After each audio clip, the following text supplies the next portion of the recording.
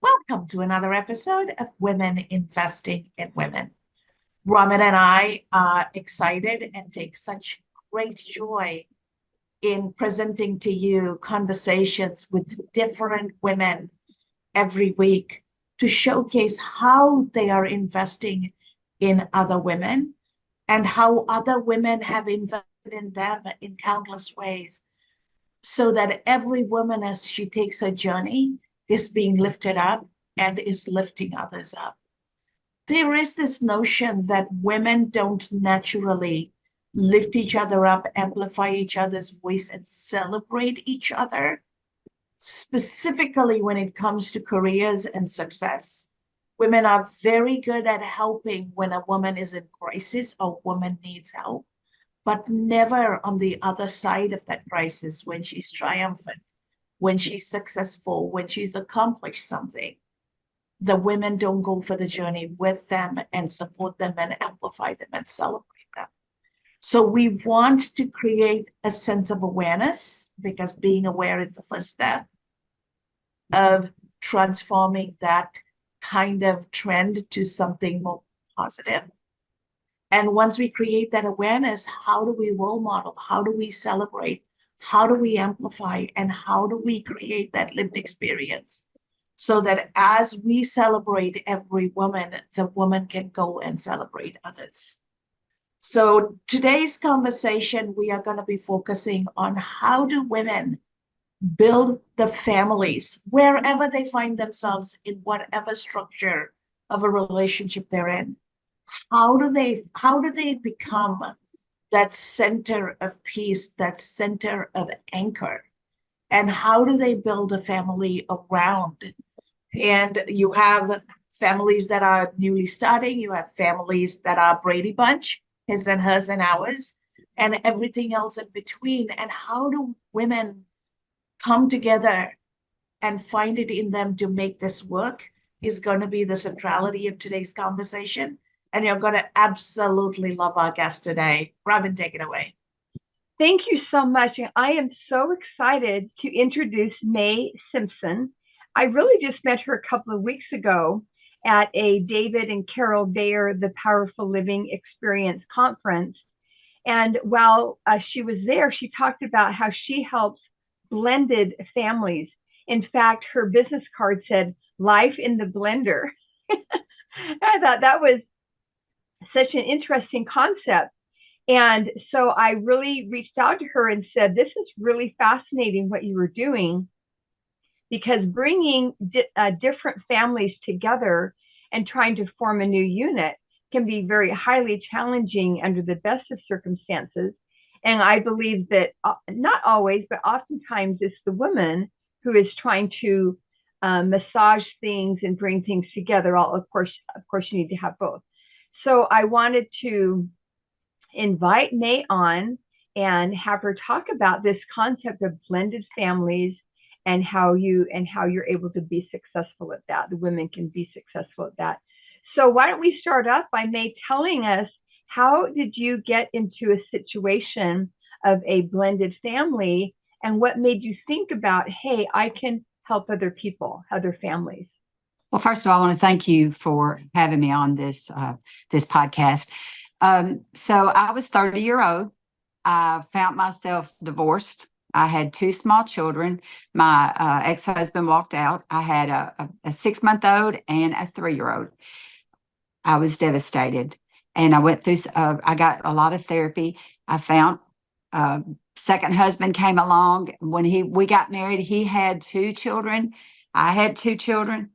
It was awful. It was a mess. I had went from a frying pan into another frying pan, if you know what I mean. And it was awful. My stepchildren hated me. They were 11. By the time we got married, the stepchildren were 11. My oldest boy was 5, and my baby was 2.5.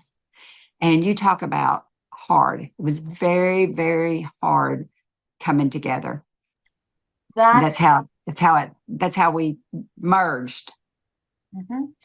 And for a young woman, you were a young woman with young children, that would have been really, really difficult to bear.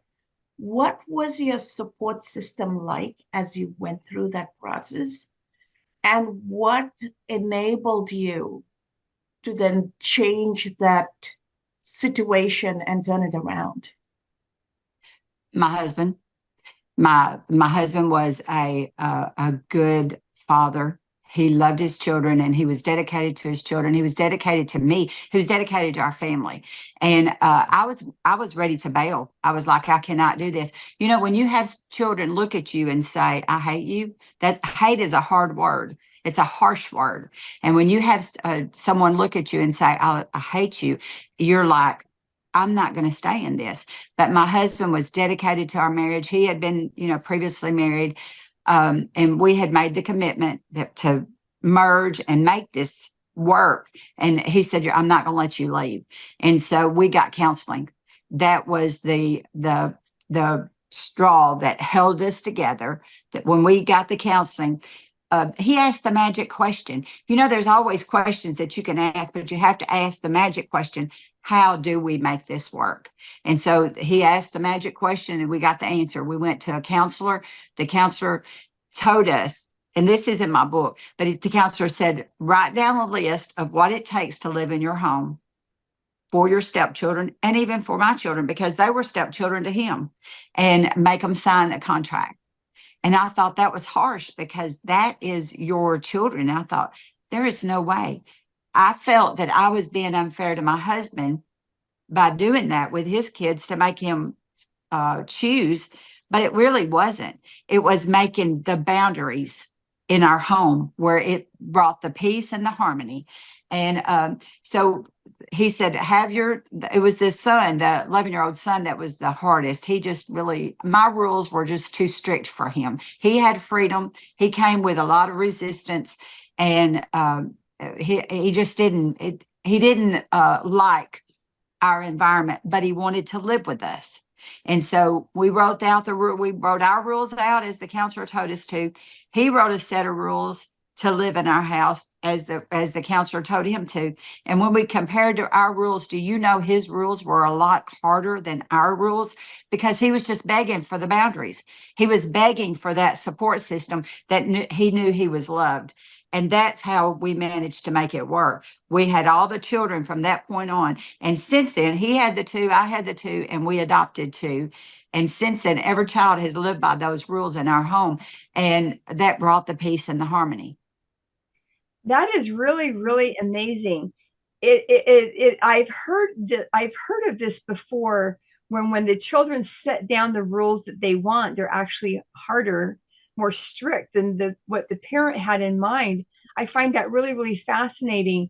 And what were some of I'm guessing that some of the rules were around respect, were around Yes. order, were around being responsible, being kind. What were some of these rules that help bring a level of stability, which then you could bring in the peace and the harmony and eventually the joy and the fun?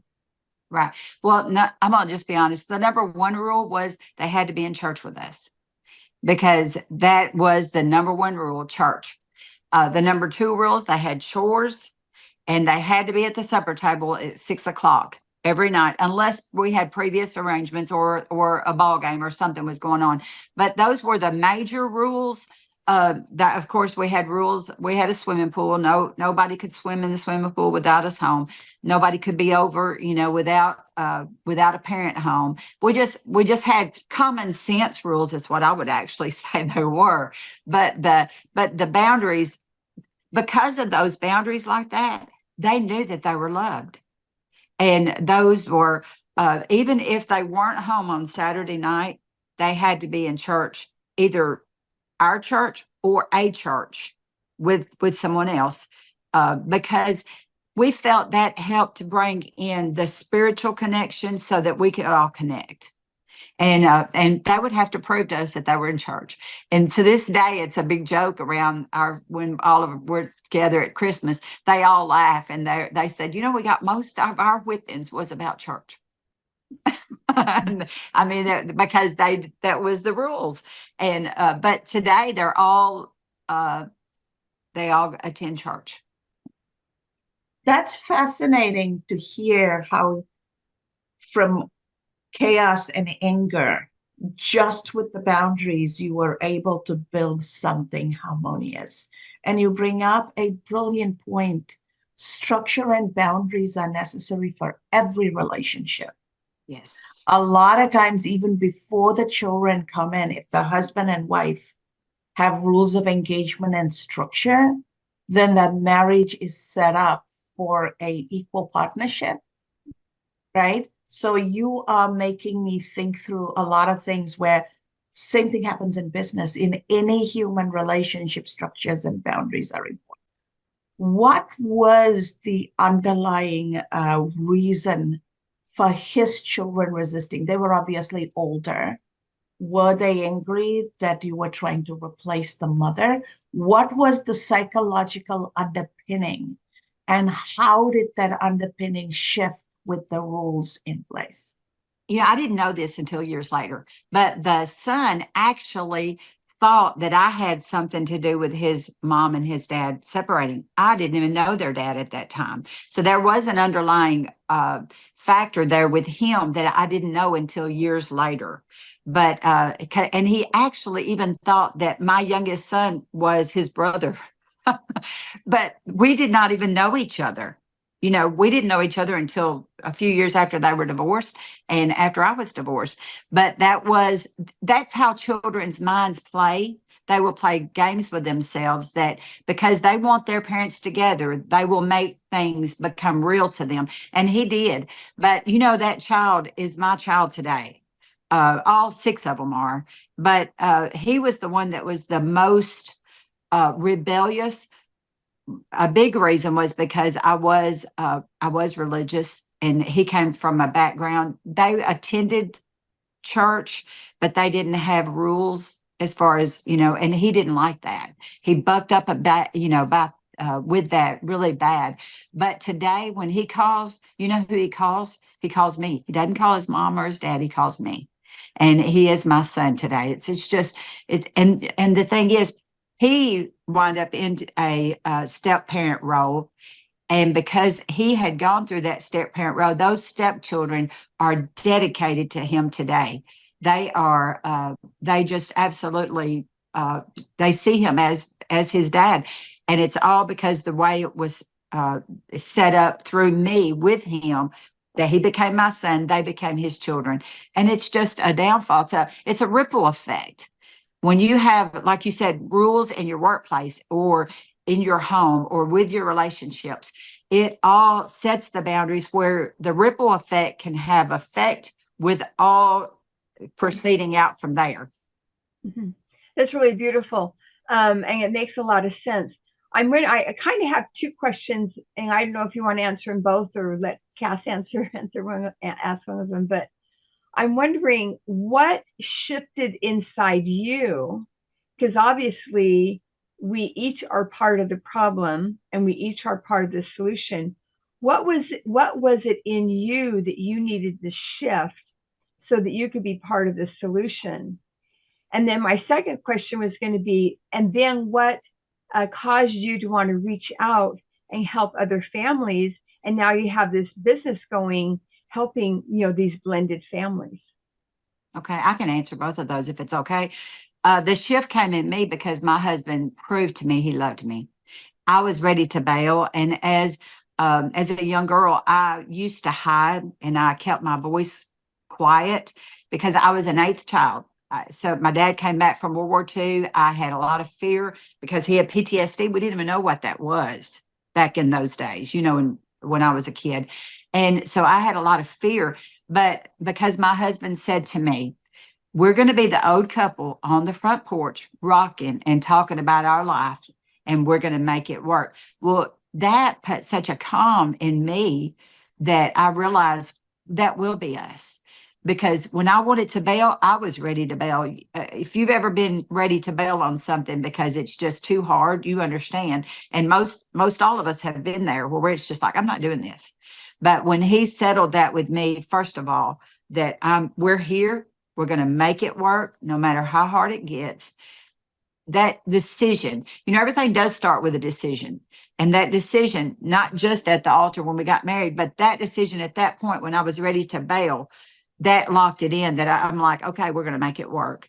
And then going to see the counselor and getting the rules set, that just finalized it. And the kids knew it. The kids knew at that point. I think prior to that, when it was so hard between me and him, he knew he had the child had me. I was ready to bail because he could tell my frustration. The energy is real. When the energy is high, everybody knows it. And the energy was high and tense in our home. But then when the energy became low and you couldn't push the pencil to so to say that he was pushing my buttons, he knew it. And then that's when the harmony became. I was at a conference in Nashville, actually. So the second question, I want to answer a question. I was at a conference in Nashville in October of 2020. I had written some children's books. My husband calls me Maggie May. Rod Stewart's song, Maggie, I think I got something to say to you. So he calls me Maggie May a lot. So I wrote 5 children's books called Maggie May. And I was at a conference, an author conference. And the gentleman that was there is a well-known speaker out of Memphis. And he said, "But what's your story, May?" And I said, "Oh, you want to know what my story is?" The doctors told me at 23 I wouldn't have children. At 26 I did have a first child because I wouldn't give up. And then I had another miscarriage. I had a total of 4 miscarriages. And then I had my baby. At 6 months old, my husband walked out. And I got in a second marriage and I conquered stepchildren and being in a blended family. He said, "May, that's your story." And I said, "Yeah." And even at that, we adopted 2 children. And he said, "May, that's your story. That would be a better story than your children's books. Go for your children's books one day, but your story needs to be heard because you overcame." And I'm like, I did.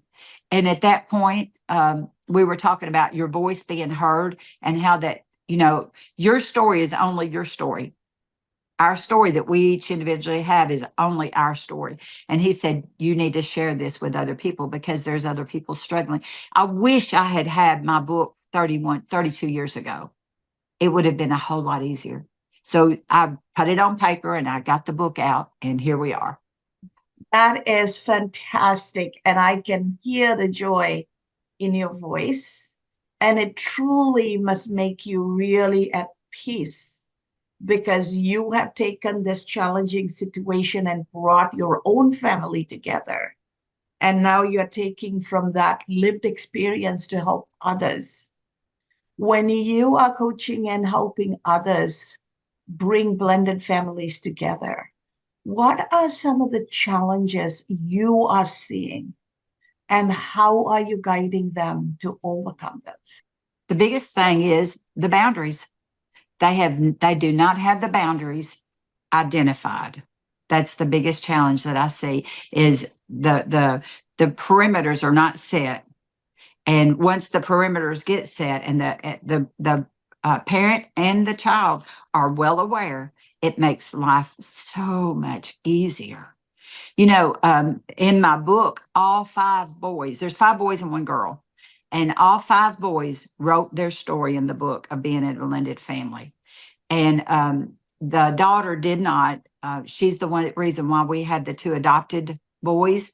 Because she was at a place in her life where she couldn't take care of them and raise them. So we adopted them. But hearing their perspective of the blend and how it came together and their lives, it's just amazing. It's just a beautiful story unfolds. My 34-year-old, he was the 6-month-old whenever his dad walked out. I did not know until he wrote his story in the book that he felt responsible for our divorce. That blew my mind. When he wrote his story, he said somehow he felt like he was not good enough for his dad to stay. And there was no truth to that at all. but it shows you how kids will think things and how they can maneuver things in their mind and make it reality. And but this book brought so much healing just to my home, and I'm hoping that it'll bring healing to a lot of other homes that can get the boundaries and get the harmony that needs to exist for everyone to feel love and feel like they are valued in their home. Yeah, that's really beautiful. Can you tell us this? What is the name of your book? And if you have a copy sitting on your desk, you can hold it up. But tell us the name of your book and let us know how we can get a hold of you. Hold it up Okay. one more time. It's Life in the Life Blender. in Life in the Blender, a guide for creating harmony in a blended family. And you can get it on Amazon. And how to reach out to me is my website is helpfamiliesthrive.com. Thank you. Thank you so much, May. As we bring this wonderful conversation to a close, take a moment and share with us what would be 2 or 3 tips you would give women as they embark on their blended family role to make it successful. First of all, I would tell you to take care of yourself, do your self-care, because if you're not taking care of yourself, you cannot take care of another person. So number one is take care of yourself, your mental, your physical, all the things that go into taking care of yourself first. And then number two, I will tell you to take care of your spouse, because it comes down from the head of the home, how the home is going to operate. So take care of yourself, take care of your spouse, and then everything else will fall in place, because children are so smart. They know when everything is in place. I'm not talking about in your home. I'm talking about in your life. They know when it is, and they will push buttons if they even feel that anything is off.